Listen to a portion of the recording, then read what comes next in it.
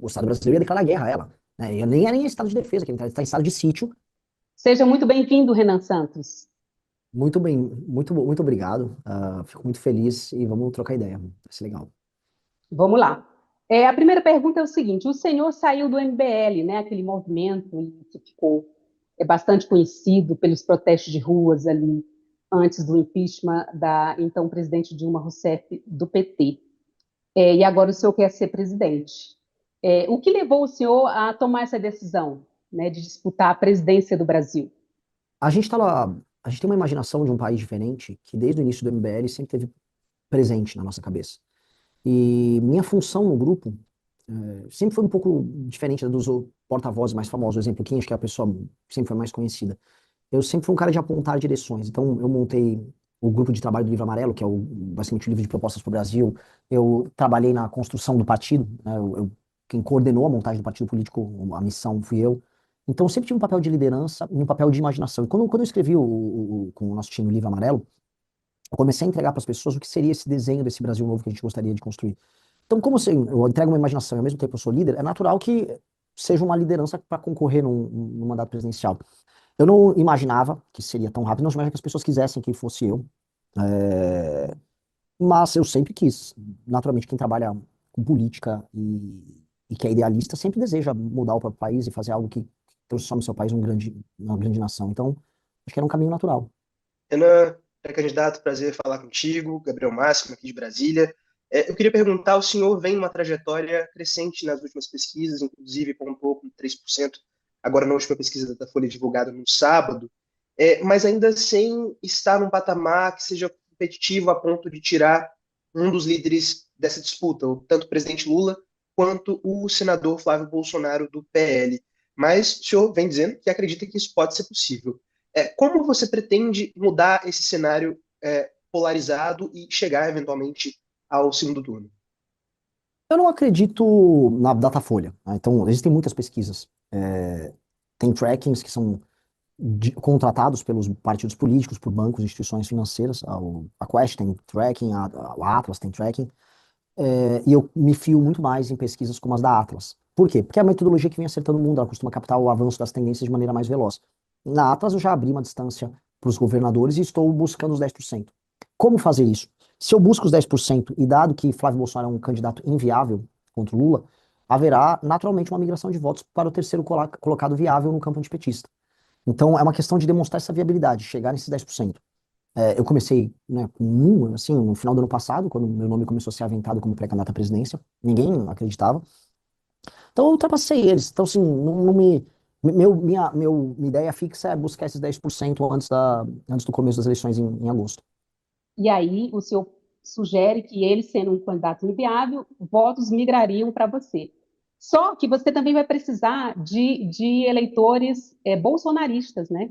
Aqueles bolsonaristas raiz, não só o não bolsonarista. O senhor já chegou a falar que é o único candidato que disse que realmente o ex-presidente Bolsonaro praticou um golpe contra o Brasil. Como é que o senhor vai conquistar esse eleitorado aí do qual você vai precisar bastante? O próprio eleitor do Bolsonaro, a gente precisa entender isso.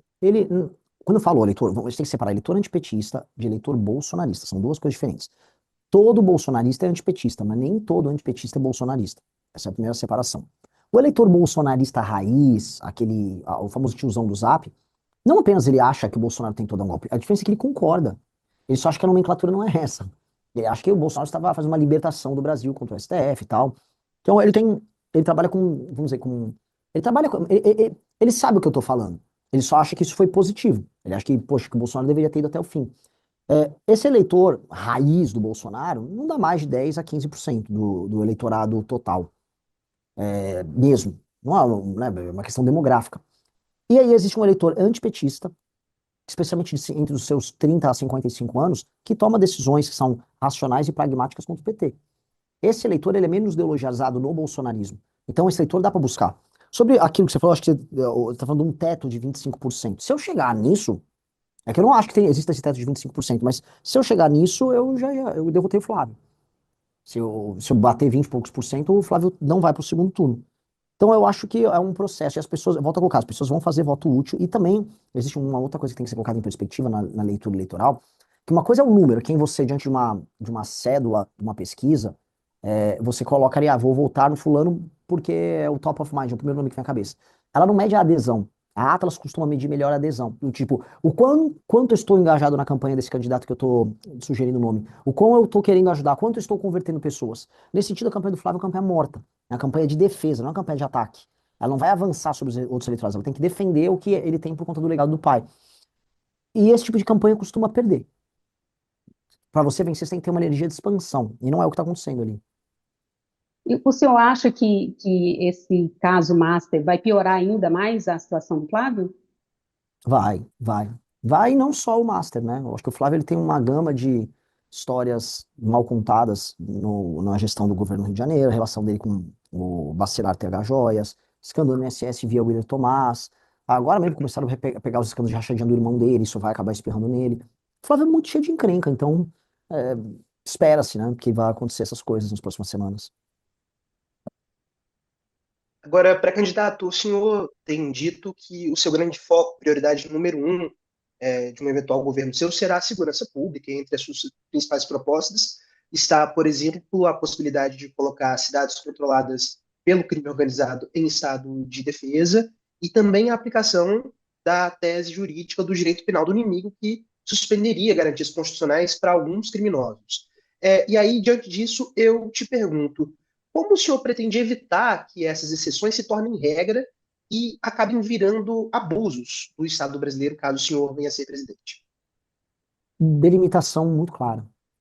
Essa lei, como ela prevê uma retirada de direitos e prerrogativas de determinados brasileiros, ela tem que ser muito clara, não pode ser aberta. O maior perigo dela é a interpretação extensiva feita pelo judiciário, vamos ser claros, porque o judiciário vive disso hoje. Então, a letra da lei, né, vamos dizer, a redação de um projeto desse, ela tem que ser muito clara, muito clara. Então, o que é uma facção criminosa? O que delimita o que é ocupação territorial? O que delimita o pertencimento nessa facção? Isso tem que ficar muito claro para não haver interpretações extras, porque a interpretação extra vai gerando as derivadas que podem gerar vamos colocar aqui, um abuso, né? E a gente sabe que o judiciário brasileiro é especialista nisso. Então, a redação tem que ser muito clara, não pode haver espaço para tampouco interpretação por parte do judiciário e muito menos de inovação. Porque senão, naturalmente, uma legislação dessas, ela geraria exceções para perseguições políticas, né? Eu me refiro assim, agora vamos enquadrar, entra um governo de direita que vai querer enquadrar o adversário dele de esquerda como uma organização terrorista. Isso não pode acontecer. Isso não pode, entendeu? Então tem que ser é uma delimitação muito estrita e ela tem que permitir apenas que o Estado possa agir de maneira veloz e intensa com relação a esses membros dessas facções. É bem específico. E assim, só para complementar, esse tipo de legislação existe ao redor do mundo e funciona.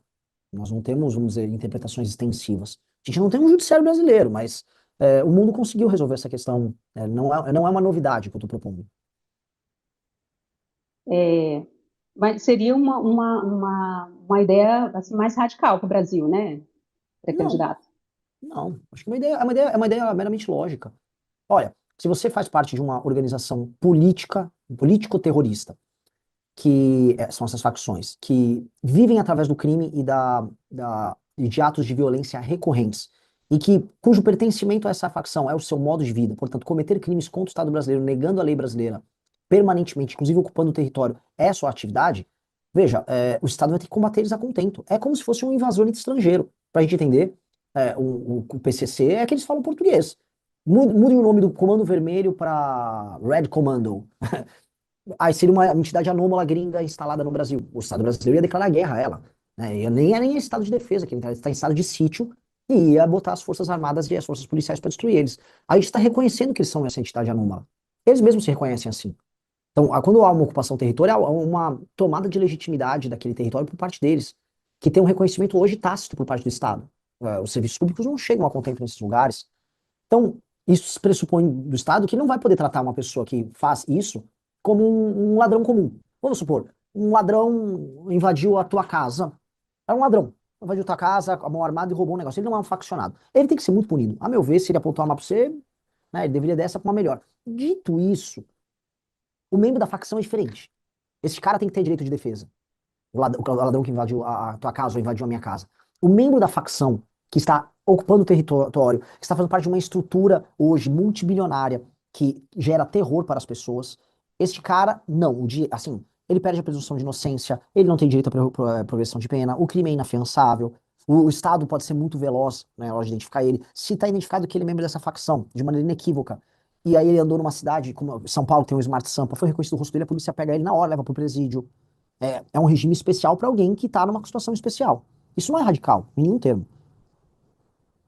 Candidato, agora vamos falar um pouquinho de economia. O senhor tem defendido que, se eleito, né, pretende fazer uma série de reformas.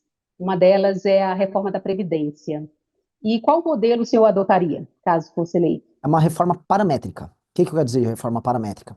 São sobre os parâmetros que hoje não estão corretos, que envolvem privilégios para o funcionalismo e algumas diferenças de idade para alguns casos especiais. É basicamente isso, é resolver os parâmetros. E estabelecer um gatilho baseado no IBGE para o aumento da idade da aposentadoria. Então, se a idade de sobrevida do brasileiro aumenta-se automaticamente sem precisar fazer uma reforma. É isso. Resolver os parâmetros, porque a última reforma ela foi tão eivada de exceções que ela não foi suficiente, nem de longe. Então, nós precisamos resolver isso. A reforma é um modelo paramétrico. E isso envolveria parâmetros de idade, mas também de serviço público, de serviço privado, como que seria? Com certeza do serviço público, que o serviço público é o maior beneficiado nas exceções. De longe. Gostou do vídeo? Não esqueça de dar o like, se inscrever e compartilhar com seus amigos e familiares. Assim você ajuda na missão de tornar o nosso país mais livre.